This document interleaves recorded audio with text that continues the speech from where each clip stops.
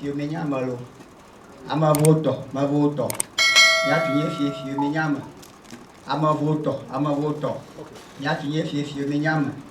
Biese jikushi, anye kuba. Jikushi, anye kuba. Jikushi, anye kuba. Biese ofu.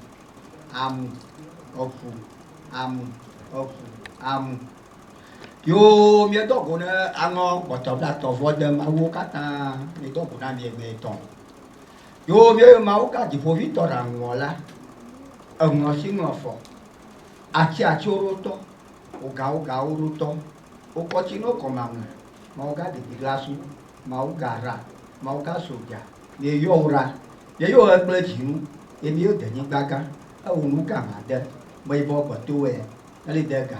Igba o nu to ma fo. O si pok mo da ju ngori. To mo da ni o mo blege. Ye yo ka. Ye mi tro le mi o pe aji ma wo kata. Tro kata la ni ba je mi yo mi ka. Ye tro mi mama tebe. Ye yo ora ka. Ye mi mama ya ha. Amado bereke to ba di ma cho foro da bi. To gbe. Ye o ko fi ku to mo so ko to sun mama tu ma sha ba pe. To e glo to e padachi. Ye yo ora ka. Mama bate, mama fungo. Ye yo ohi. Mi o to bi egba ya ka gbodo ko da ki o bere me. Bere ku bele no. O to bi ani gba te ka si ka koko si mo kwa to la. La si kre ma da ta joro ko ku vio. Da ta ma kele ji. Mi yo mi kata. Mi yo mi fia, mi yo mi re fojo. Agbata fo je mi ayo muro. Ye mi ato bi ha, mi yo mi ato bi ga. Ke nyaki ma nye ho le fio ho si ra mo. Ye yo ka. Ya to bi vanya manya ho tu manya. Ko nyo to ko se nyo to. Ko ko no da tu mo yo mi kata ba di ka puchi. Mo yo ra. Be ho to se chi. Ma ho tu. E tu ra ka to pon. Mo yo ka. Ye mo yo su po nyi. Mo yo ta ma ja. Mo yo ra. Ye mo yo chami ga ta foji. Mo yo ra ka. O mo yo kata klo mi ato bi o. To ho gbe. Onu ngo gbe na utali. Mo yo promada awure apena mi ba godun gobe he ya nya tebe o ko burani la gbe me yi e ka kamuramu he nya tebe nya to bi banya agba to o mo ko ba gidi domunami na ba nyuna jo ba ya yo te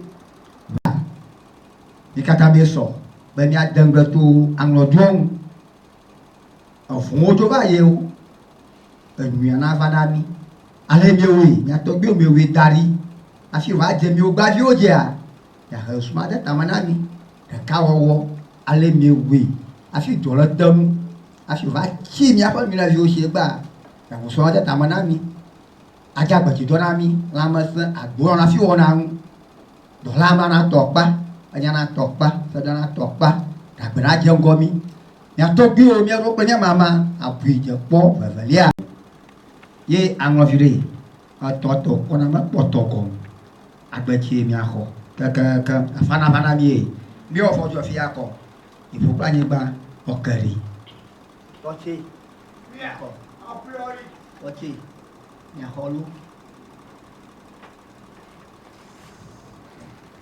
yo ahama foroi aha ka tote ahai mi aho ahama fori ya toi ka to bu fora mi anko ha obi mi ku mi amiro